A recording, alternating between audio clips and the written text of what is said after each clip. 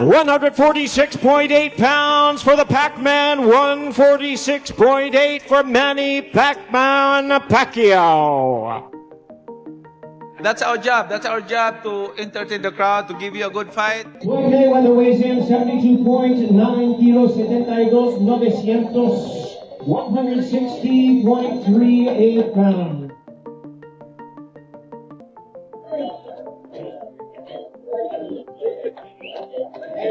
Well, I've been here so many times before, and just the atmosphere, the people, it's a great turnout, and I truly believe it's going to be. Okay, stop whatever you're doing right now, because what you're about to hear is the kind of story that doesn't get talked about in press conferences, doesn't make it into the highlight reels, and absolutely does not get shared by the PR teams managing these men's legacies.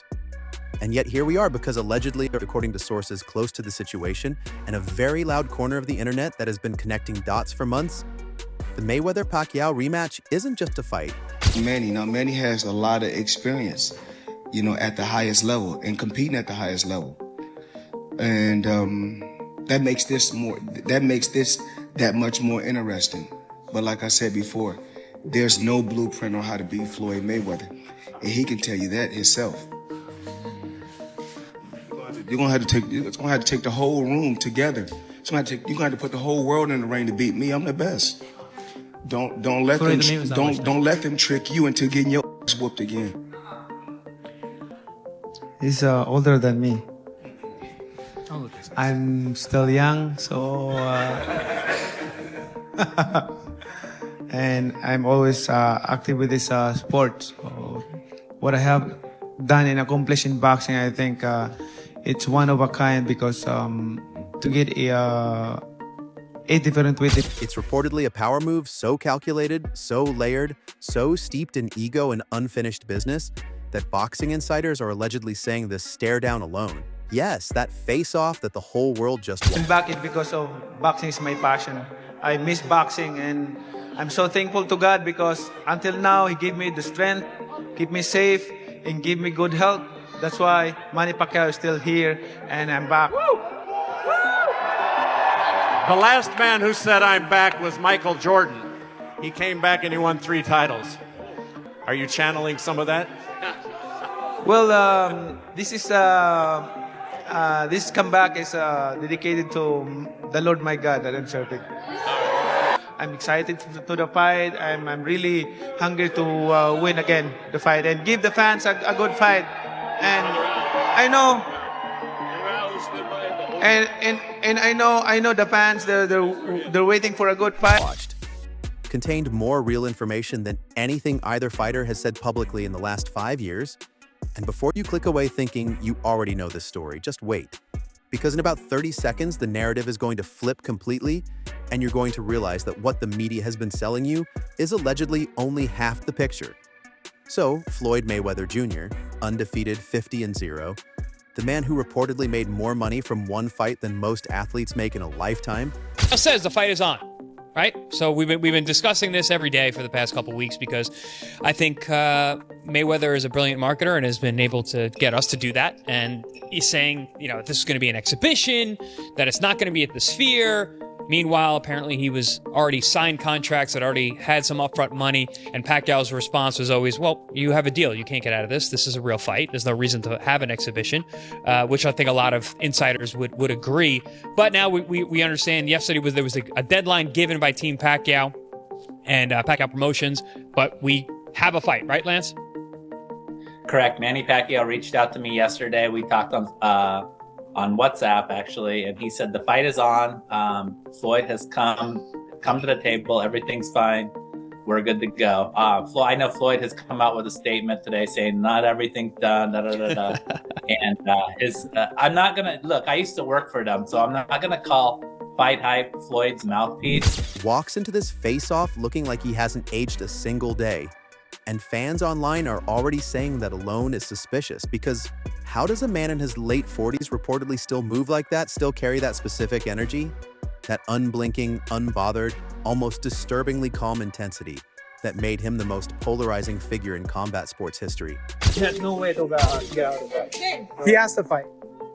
Yes. Is it going to be an exhibition or is it going to be a sanctioned match? No, sanction match.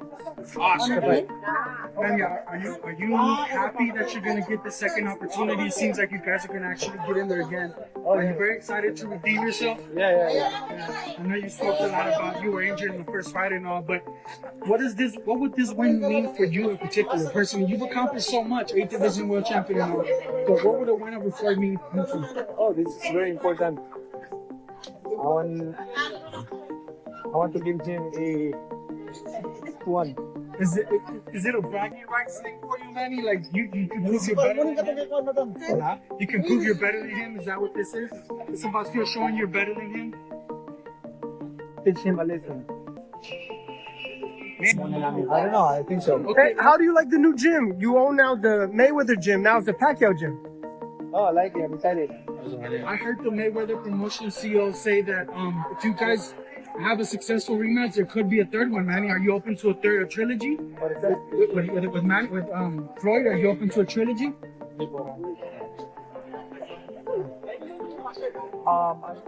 If they demand it. We'll finish first. And then on the other side, you have Manny Pacquiao, the people's champion, 8th-division world champion, a man who reportedly went from poverty so extreme it would break most people before they even started, to becoming arguably the most beloved boxer to ever lace up gloves. And he walks into that face-off carrying something Floyd doesn't, something you can allegedly see in the set of his jaw and the stillness of his eyes.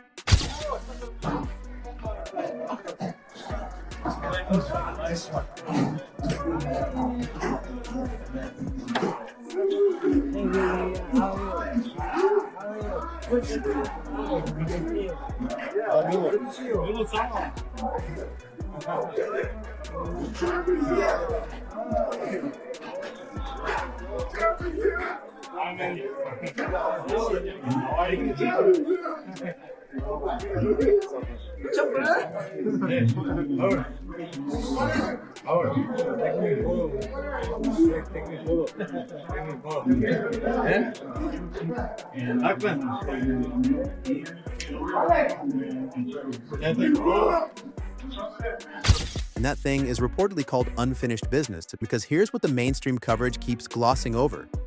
Manny Pacquiao allegedly never accepted the 2015 result, not privately, not emotionally, and reports suggest that in the years since that fight, the one the whole world waited a decade for and then debated for another decade after, Pacquiao's team has allegedly been quietly, methodically, building the case for why a rematch isn't just commercially attractive, but reportedly personally necessary.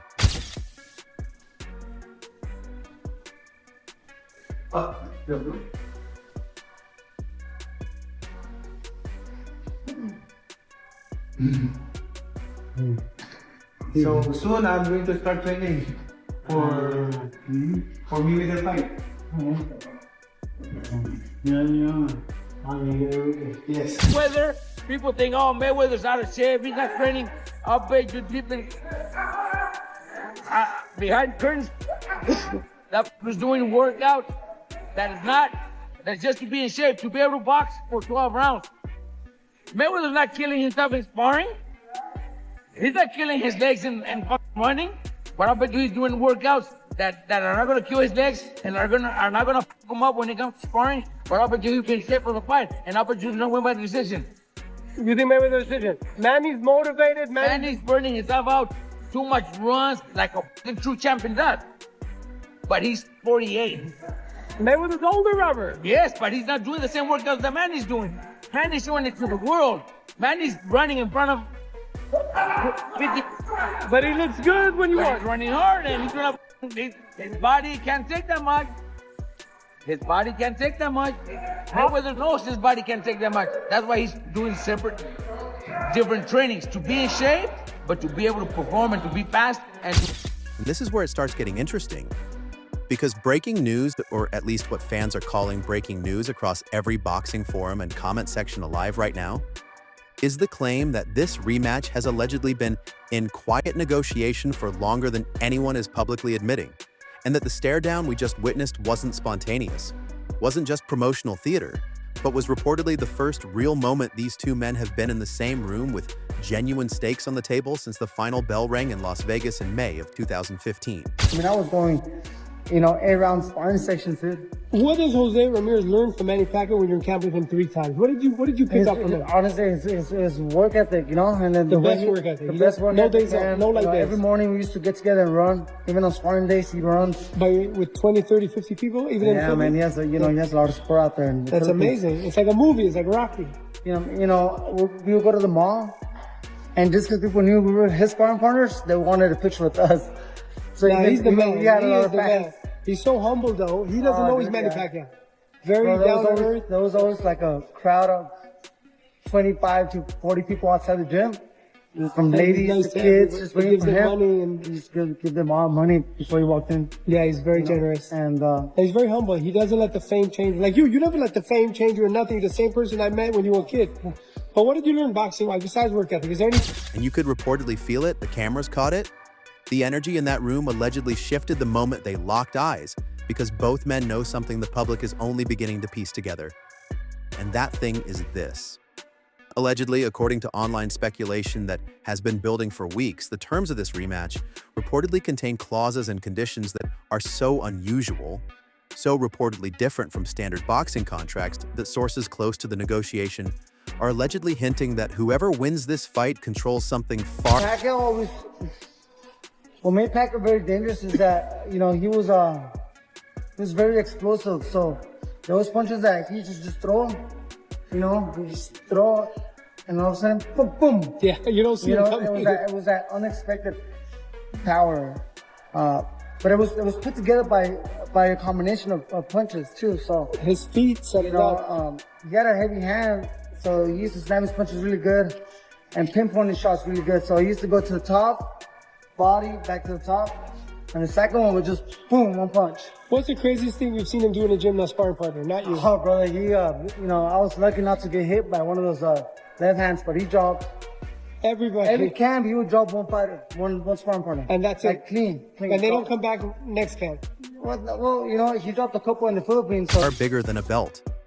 We're talking reportedly about legacy, about who gets to write the final chapter of one of sport's greatest rivalries, about which man gets to be the definitive answer to a question boxing fans have argued about in barbershops and comment sections and living rooms for a decade. Who is actually the better fighter? And now here's the twist, the one nobody saw coming, because while everyone online has been debating whether Mayweather wins again, whether Pacquiao gets his redemption, whether this is a real fight or an exhibition dressed up in real fight clothing, a section of the boxing community is allegedly circulating a theory so wild it sounds fictional, until you look at the timeline and suddenly it doesn't. The theory, based entirely on fan speculation and reportedly some cryptic social media activity from people adjacent to both camps, is that both fighters allegedly need this rematch for financial and legacy reasons that go beyond the obvious. That the boxing landscape has reportedly shifted so dramatically with the rise of influencer boxing, with Jake Paul and the entire ecosystem he reportedly created almost by accident, that traditional boxing legends are allegedly facing a relevance crisis that nobody wants to say out loud. They're not going to be a fight if it's not a real fight. Then now he's announcing the fight is on. Floyd never made any announcement afterwards. It reminds me of when Jake LaMotta was talking to his wife in Raging Bull. Who made you an authority? Well, all of a sudden you're an authority. Who made you? He is half of this fight. Well, yeah, but he's not the whole fight. He's also all of a sudden one of the promoters as well. Who made you an authority? Let's wait for the whole announcement first. All right, the fight's on. We got it. We always knew the fight was going to be on, did we not? Didn't I always tell you? I've been telling you. You got no choice. Right. You got no choice. The fight's on. The fight was always on. All right, go ahead, Lance. Look, guys. This totally reminds me of when I covered Floyd during his career, and I would be told by his publicist Kelly Swanson, "Come on out to Las Vegas. Floyd will talk to you today." Getting to the gym, looking at Floyd, he's giving me stink eye. Like, is this guy gonna talk to me today? I have come all this way to talk to him. Is he gonna talk to me? I don't know. And then finally, at the last minute, hey, what do you? And reportedly, Mayweather and Pacquiao, two of the sport's all-time greats, are allegedly using this rematch not just to settle personal scores, but to reportedly plant a flag and remind the world that real boxing, technical boxing, the kind built on decades of sacrifice and craft, still matters. enjoy talking boxing, and then at some point Floyd is going to say, I'm all in. Yeah, I think Floyd's one of those guys where when it comes to negotiating, he's not going to meet you halfway. He wants you to come over to his side of the table, and then when he's ready, we'll go. That's the competitiveness in him. He always wants to win. He's trying to win every talking point, every negotiating, every conversation. Including the conversation of whether the fight's on or not. Being the conversation. By the way, a lot of comments the other day about whether I was chewing my food. So am I allowed, can I drink something, guys? My post-fight amino acids, my post-workout amino acids. Is that all right? Thanks, guys. If anybody in the comments has an issue with me, I'm not eating. I'm drinking. But I will say this, Paul. You weren't here yesterday. A lot of people were asking about you. They're asking if you were all right. So there is love. I was flying. I was on a plane. I got stuck on a plane yesterday. Lance, anything else? I mean, who actually is the mouthpiece for? Paulie brought a great point. Who is the mouthpiece responding for Floyd and his team? Is it actually Floyd that came to this not announcement, but came to this agreement? Yes, this is the contract we signed. Yes, it is a fight. And that framing, if true, if the speculation holds any water at all, completely recontextualizes that stare down, because now it's not just two fighters facing off. It's allegedly two ambassadors of an era going to war for the soul of their sport. And all that Floyd needs to see is, whoever is managing or representing Floyd today, I personally... It's hard to keep track. It's hard to keep track. I don't know what's going on over there. Have you been in negotiations over the past week since Floyd started backtracking? The attorneys are. So you not and who are they? They're dealing with Floyd's attorneys, not Floyd, correct? Correct. We're dealing with attorneys. I mean, he's communicating with some of the other the production partners and such. There is direct conversation and stuff happening, but they just have to see the light as to the platform and the size of what Netflix is and what all opportunities it can bring. So, Jazz, let me ask you this: What is the deadline? Obviously, Netflix already announced that you have to. What is the hard deadline to get this resolved? Tomorrow. What time? 14th. End of business day. End of business tomorrow. Yeah. And we're getting ahead. We're getting ahead. As long as he's got smart people around him that can see the size of the opportunity, then they can make him a lot of money, more money than he's made in the last 5 years. This is where it gets worse or better, depending on your perspective, because reports suggest that the promotional machinery around this fight has allegedly been seeding narratives for months, carefully, strategically, and that moments like this face-off are reportedly engineered to go viral in specific ways, to hit specific emotional notes, to make you feel the tension and the history and the rivalry all at once, which would make everything we just watched allegedly a masterclass in sports theater. But here's the punchline, and it's a good one. Even if it's theater, even if every beat is reportedly choreographed for maximum impact, it reportedly doesn't matter because the two GOATs, like Manny Pacquiao, 8-division world champ, what are we talking about? And he doesn't necessarily look like that, but I will say Manny looked decent enough. I get 46 years old versus Mario Barrios, so he still got it at least to some degree, and we've seen Floyd in these exhibitions, with Leah Gotti's stepbrother, if you know, you know. John Gotti III. We've seen him against Logan Paul. We've seen him in these Deji, these exhibitions where he still has his reflexes. He still can fight, but oddly enough, this might be a hot take. When I watch it this second time around, Manny had the shoulder issue the first time in 2015, and they were still at the top of boxing, but their skills were fading. But this time around, them being a little older, a little slower, you may get a better fight out of it. Not necessarily a better looking aesthetic. The emotion in Pacquiao's face allegedly cannot be faked. And the refusal in Mayweather's eyes to give an inch allegedly cannot be performed by someone who doesn't genuinely feel it. And that's the thing about rivalries that run this deep. The marketing and the reality allegedly become the same thing. And fans are now reportedly saying that this face-off revealed more about where both men's heads are than any press conference statement ever could. And speaking of press conferences, allegedly behind the scenes at the media event surrounding this rematch announcement, there have reportedly been moments of genuine friction that didn't make the highlight packages, exchanges between camps that sources describe as sharp and pointed, suggesting that whatever cordiality exists on the surface is allegedly paper thin, and that the competitive hatred, or at least the competitive intensity, is reportedly very much alive and very much real. And just when you think you have the full picture, here comes the final twist, the one that allegedly reframes everything. Because multiple people in boxing circles are reportedly whispering that the outcome of this fight, win or lose, has already been discussed in terms of what comes after, that both camps are allegedly aware this is likely the last major chapter of both careers, and that the real negotiation isn't just about who wins in the ring, but about how both legacies get packaged and sold for the next 30 years. Which means that stare down that prolonged, heated, unblinking moment of two legends refusing to yield was allegedly not just about the rematch, it was reportedly about forever, about which man gets to spend the rest of his life being called the greatest, about which version of history gets told to the next generation. And so now the question you have to ask yourself, the one that boxing Twitter is exploding over right now, is this.